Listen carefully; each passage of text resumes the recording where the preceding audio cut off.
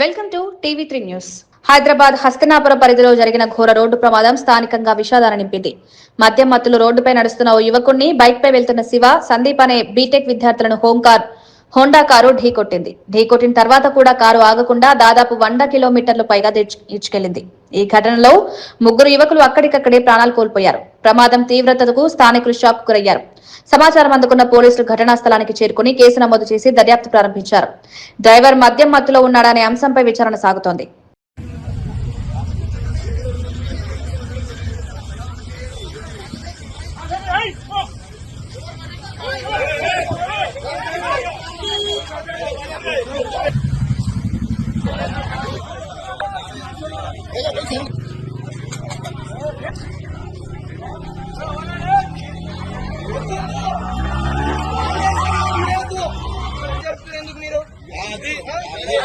Guys सामने spare में तो मतलब ट्रैफिक मतलब क्लियर చేస్తారు गाइस డెడ్ బాడీ రెండు ఆడ పట్టినాయి गाइस చూసుకోండి మీరు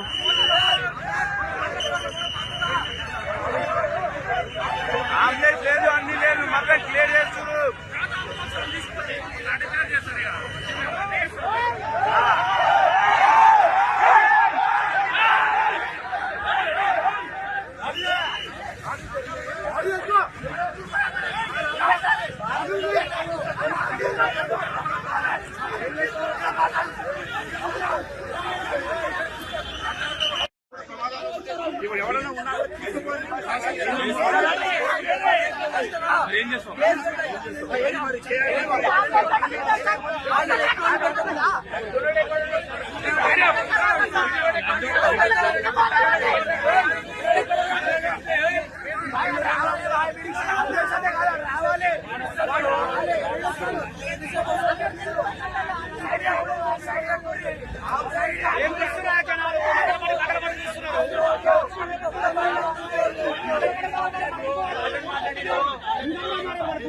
కరీంనగర్ జిల్లా హుజూరాబాద్ లో డంపింగ్ యార్డ్ కు వ్యతిరేకంగా కొనసాగుతున్న నిరసన దీక్ష ఉద్రిక్తతకు దారితీసింది. అంబేద్కర్ చౌరస్తాలో జరుగుతున్న దీక్షలో పాల్గొన్న ఎమ్మెల్యే పాడి కౌశిక్ రెడ్డికి వైద్య పరీక్షలు నిర్వహించారు.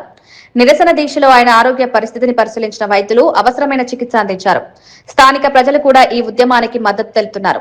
డంపింగ్ యార్డ్ ఏర్పాటు వల్ల పర్యావరణ సమస్యలు తలెత్తుతాయని ఆందోళన వ్యక్తం చేస్తున్నారు. సమస్య పరిష్కారం అయ్యే వరకు పోరాటం కొనసాగిస్తామన్నారు.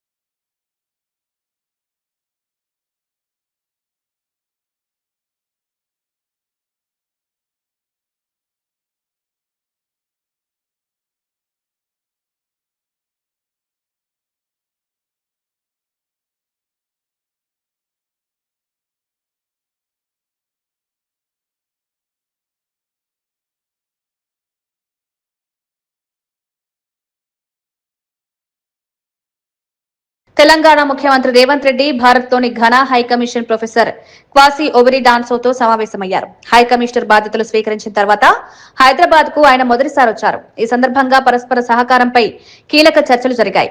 విద్య, సైన్స్ అండ్ టెక్నాలజీ, ఆరోగ్య సంరక్షణ, వాణిజ్య రంగాల్లో భాగస్వామ్యాన్ని పెంచుకోవాలని ఇరువురు అభిప్రాయపడ్డారు. తెలంగాణ మరియు ఘనా మధ్య సంబంధాలను మరింత బలోపేతం చేసే దిశగా చర్యలు తీసుకోవాలని నిర్ణయించారు. ఈ భేటీతో అంతర్జాతీయ స్థాయిలో రాష్ట్రానికి కొంత అవకాశాలు లభించే అవకాశం ఉందని అధికారులు భావిస్తున్నారు.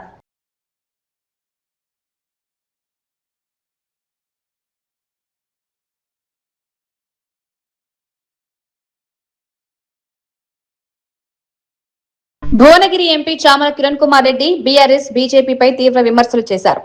బీఆర్ఎస్ పాలనలో తెలంగాణ దోపిడీకి గురైందని ఇప్పుడు కిషన్ రెడ్డి చెప్పడం ఆశ్చర్యకరమన్నారు. 10 ఏళ్లు కేంద్రంలో అధికారంలో ఉన్నప్పటికీ రాష్ట్ర ప్రయోజనాల కోసం పనిచేయలేదని విమర్శించారు. ఇప్పుడు కాంగ్రెస్ ప్రభుత్వం చేపడుతున్న అభివృద్ధిని అడ్డుకునే ప్రయత్నం చేస్తున్నారని ఆరోపించారు. బీజేపీ, బీఆర్ఎస్ కలిపి రాజకీయ ప్రయోజనాల కోసం పనిచేస్తున్నాయన్నారు. ప్రజలు ఈ రాజకీయాలను గమనిస్తున్నారని తెలిపారు. ఆయన కూడా అధ్యక్ష పదవి చేసిండు రేవంత్ రెడ్డి గారు లెక్క. ఆయన బీజేపీ పార్టీకి అధ్యక్షుడు, రేవంత్ రెడ్డి గారు కాంగ్రెస్ పార్టీకి అధ్యక్షుడు. నీ గవర్నమెంట్ ఉంది, నీ దగ్గర పవర్ ఉంది, నీ దగ్గర పార్టీ ఉంది, మరి నిన్నెందుకు ప్రజలు అధికారంలోకి తీసుకురాలేదు? ఎందుకు తీసుకురాలేదంటే నీ సబ్స్టాండర్డ్ వ్యవహారం, నీ చేతుల అధికారం ఉండి కూడా దొంగతనాన్ని ఆపలేదు. రాష్ట్రాన్ని అప్పులపాలు చేయడానికి కిషన్ రెడ్డి గారు, బండి సంజయ్ గారు, లక్ష్మణ్ గారు ఇవాళ మాట్లాడే మహామహానాయకులంతా ఈరోజు క్రియాశీలకంగా ఓబీసీ భారతదేశానికి చైర్మన్ ఉన్న లక్ష్మణ్ గారు అప్పుడప్పుడు వస్తుంటాడు ఆయన కూడా. మరి మీరు అందరికీ తెలంగాణ ప్రజల మీద చిత్తశుద్ధి లేదా? అంటే బీఆర్ఎస్ వాళ్ళు దోసుకోబోతుంటే మీరు ప్రేక్షక పాత్ర వహించి చప్పట్లు కొడతారా? భలే దోసుకుంటుర్రని. ఇవాళ మేము అధికారంలోకి వచ్చినాక 2.5 ఏళ్ళు అయింది. మా విశ్వ ప్రయత్నాలు చేస్తుంటే మమ్మల్ని వీలైనంత మటుకు మా కాళ్ళల్లో కర్రలేసి మమ్మల్ని పనిచేయనీయకుండా చేసి తెలంగాణ ప్రజల ముందు మమ్మల్ని విలన్లు చేసి మళ్ళీ బీఆర్ఎస్ పార్టీని అధికారంలోకి తీసుకురావాలన్న ఉద్దేశమే కదా మీ అందరిది, బీజేపీ వాళ్ళది. మీరు ఎట్లాగా అధికారంలోకి వచ్చే ప్రయత్నాలు ఏం జరుగుతలేవు, అదైతే వాస్తవం. మీరు అధికారంలో రావాలన్న ఉద్దేశం లేదు. మీ ఉద్దేశం వల్ల కాంగ్రెస్ పార్టీని ఓడగొట్టాలి, బీఆర్ఎస్ పార్టీని మళ్ళీ గద్దె మీద కూర్చోబెట్టాలి, పార్లమెంట్ అప్పుడు మళ్ళీ అవయదానం చేసి మళ్ళీ 5, 8, 10 సీట్లు మమ్మల్ని గెలిపి. తెలంగాణ జాగృతి అధ్యక్షురాలు కల్వకుంట్ల కవిత కీలక ప్రకటన చేశారు. ఈ నెల 25న తెలంగాణ భవిష్యత్తును ప్రభావితం చేసే కొత్త పార్టీ రాబోతోందని తెలిపారు. ప్రశ్నిస్తాం, పోరాడతాం, పరిష్కరిస్తామనే నినాదంతో ముందుకొస్తామన్నారు. రాష్ట్ర రాజకీయాల్లో కొత్త మార్పుకు ఇది నాంది అవుతుందని సంకేతాలిచ్చారు. రాసి పెట్టుకోండి, అండర్లైన్ చేసి పెట్టుకోండి. తెలంగాణ చరిత్రను మార్చబోయేటటువంటి తెలంగాణ భవిష్యత్తుని తీర్చిదిద్దబోయే ఆనాడు వచ్చేటటువంటి మన పార్టీ మొత్తం తెలంగాణ భవిష్యత్తుని తీర్చిదిద్దుతుంది. ఒక కొత్త తరహా రాజకీయం ఎట్లుండాలి, ప్రజల పక్షాన నిలబడి త్యాగాలు చేసేటటువంటి రాజకీయ నాయకులు ఎట్లుండాలో చూపించేటటువంటి పార్టీగా ఉంటుంది. ప్రతి పార్టీ కూడా ఆషామాషాగా రావడం, పోవడం, ఎగ్జిబిషన్లకు వచ్చినట్టు ప్రజల దగ్గరకు వచ్చి ఫోటోలు దిగి వాట్సాప్ లో పెట్టుకొని వెళ్ళిపోవడం, అంతే తప్పితే చిత్తశుద్ధితో నిలబడి పోరాటం చేస్తున్న వాళ్ళు లేరు. అందుకే జాగృతి ఒకటే మాట చెప్తున్నది, మేము ప్రశ్నిస్తాం. మొదలు అన్యాయం జరిగితే ప్రశ్నిస్తాం, నెక్స్ట్ పోరాడతాం, ఆఖరికి పరిష్కరిస్తాం. ప్రశ్నిస్తాం, పోరాడతాం, పరిష్కరిస్తాం. వేరే వాళ్ళలాగా సూపు కట్నం కింద పోయొచ్చుడు కాదు. ప్రశ్నిస్తాం, పోరాడతాం, పరిష్కరిస్తాం. నిజామాబాద్ జిల్లా కాంగ్రెస్ పార్టీలో వర్గ విభేదాలు బహిర్గతమయ్యాయి. జిల్లా అధ్యక్షుడు నగేష్ రెడ్డి, మాజీ అధ్యక్షుడు మానాల మోహన్ రెడ్డి వర్గాల మధ్య ఘర్షణ చోటు చేసుకుంది. మోహన్ రెడ్డి జన్మదినం సందర్భంగా పార్టీ కార్యాలయంలో కేక్ కట్ చేయడానికి సిద్దమైన నాయకులను నగేష్ రెడ్డి అడ్డుకునే ప్రయత్నం చేశారు. పార్టీ కార్యాలయంలో ముఖ్య నాయకుల జన్మదిన వేడుకలు మాత్రమే జరపాలని స్పష్టం చేశారు. ఈ విషయంలో ఇరు వర్గాల మధ్య తీవ్ర వాగ్వాదం జరిగింది. స్థానికంగా ఈ ఘటన కాంగ్రెస్ లో అంతర్గత కలహాలకు దారితీసింది. నాయకత్వ సమన్వయం లోపించిందనే విమర్శలు వినిపిస్తున్నాయి.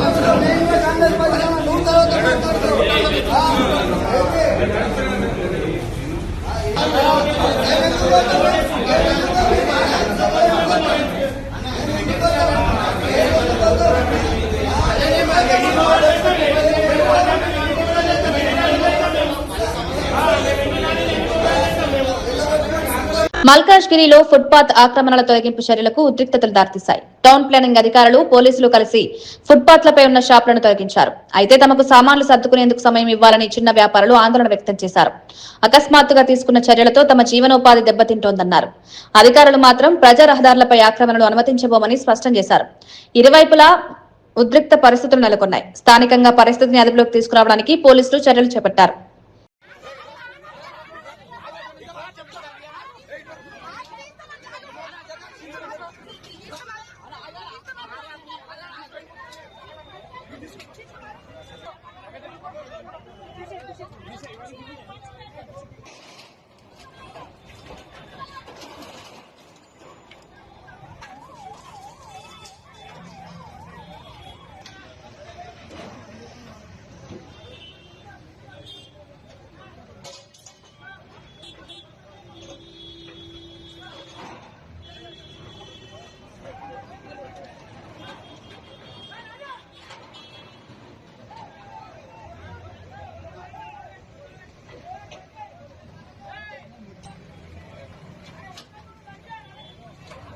పోలీసు వాళ్ళగా షూటింగ్ తీసుకుని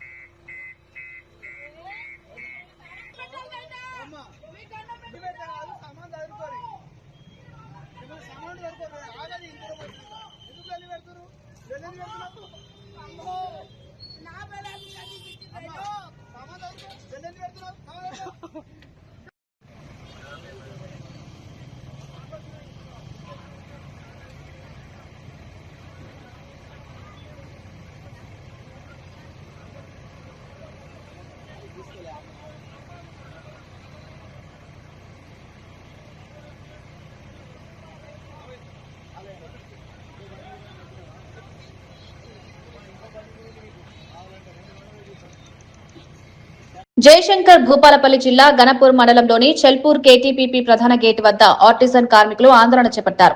తమ డిమాండ్ల పరిష్కారం కోసం వీధులను బహిష్కరించి ధర్నా నిర్వహించారు. ఉద్యోగాల మార్పిడి 6 ప్రధాన డిమాండ్ల పరిష్కారం కోరుతూ నిరసన వ్యక్తం చేశారు. సమస్యలను పరిష్కరించడంలో ఆలస్యం జరుగుతుందని అసంతృప్తి వ్యక్తం చేశారు. ప్రభుత్వం వెంటనే స్పందించి చర్యలు తీసుకోకపోతే ఆందోళనను మరింత ఉధృతం చేస్తామని హెచ్చరించారు. కార్మికుల ఆందోళనతో ప్రాజెక్టు పనులపై ప్రభావం పడే అవకాశం ఉందని అధికారులు భావిస్తున్నారు. ఈ సెక్టార్లో పనిచేస్తున్నటువంటి స్టాఫ్కి ఏ విధంగా సర్వీస్ రూల్స్ ఉన్నాయో అదేవిధంగా ఆర్టిజన్ కార్మికులకు కూడా ఏపీఎస్సీబీ సర్వీస్ రూల్స్ అమలు చేయాలి.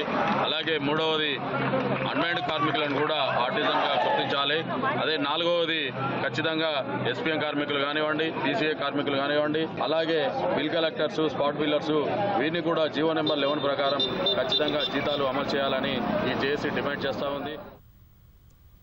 కరీంనగర్ లో మానేరు సమీపంలో డంపింగ్ యార్డ్ అంశం రాజకీయ వివాదానికి దారితీసింది. SUDA chairman Komatireddy Narender Reddy BJP, BRS నేతలపై తీవ్ర ఆరోపణలు చేశారు. గత 10 ఏళ్లలో ఈ సమస్యను ఎందుకు పరిష్కరించలేదని ప్రశ్నించారు. ఇప్పుడు రాజకీయ లాభాల కోసం ఈ అంశాన్ని ఉపయోగించుకుంటున్నారని విమర్శించారు. ప్రజల సమస్యలను రాజకీయ రంగంలోకి లాగడం తగదని అన్నారు. ఈ వివాదం స్థానికంగా ఉద్రిక్తతలకు దారితీసింది. రాజకీయ పార్టీల మధ్య ఆరోపణలు, ప్రత్యారోపణలు కొనసాగుతున్నాయి. సమస్య పరిష్కారం కంటే రాజకీయ ప్రయోజనాలకే ప్రాధాన్యమిస్తున్నారనే విమర్శలు వినిపిస్తున్నాయి. కూడా ఎవరు ఏమన్నారు, ఎందుకన్నారు అంటే అక్కడ నీకు చెత్త పేరుకుపోయే అవకాశమే లేదు. ఎంతైతే ఇన్కమింగ్ అవుతుందో అంత వస్తుందో అంత నీకు దాన్ని క్రష్ చేసిన తర్వాత ఇంకా పొగెక్కడిది, వాసన ఎక్కడిది. కాబట్టి ఈ ప్రజల ఇబ్బందులకు కారకులైనటువంటి మీరే ఇవాళ ప్రజలు తప్పుదో పట్టించు, దొమ్మరిగడ్డలు కొడుతూ, నిరాహార దీక్షలు చేస్తూ ఉరేసుకుంటాం, లేకపోతే ఇంకేమో చేసుకుంటాం. మీరేం చేసుకున్నా అది మీరు బాధ్యత వహించి చేసుకున్నట్టే, అది మా ప్రభుత్వానికి సంబంధం లేదు. మీరు చేసిన పొరపాటుకు ప్రజల్లో ఉరేసుకుంటారా, ఇంకేం వేసుకుంటారా, మీ ఇష్టం. అది మంత్రి జూపల్లి కృష్ణారావు ప్రోటోకాల్ కు భిన్నంగా సాధారణ ప్రయాణికుల్లా మెట్రోలో ప్రయాణించి అందరి దృష్టిని ఆకర్షించారు. ఎర్రమంజిల్ స్టేషన్ నుంచి మియాపూర్ వరకు మెట్రో రైల్లో ప్రయాణించారు. నగరంలోని ఒక ప్రైవేట్ కార్యక్రమానికి హాజరయ్యేందుకు ఈ ప్రయాణం చేశారు.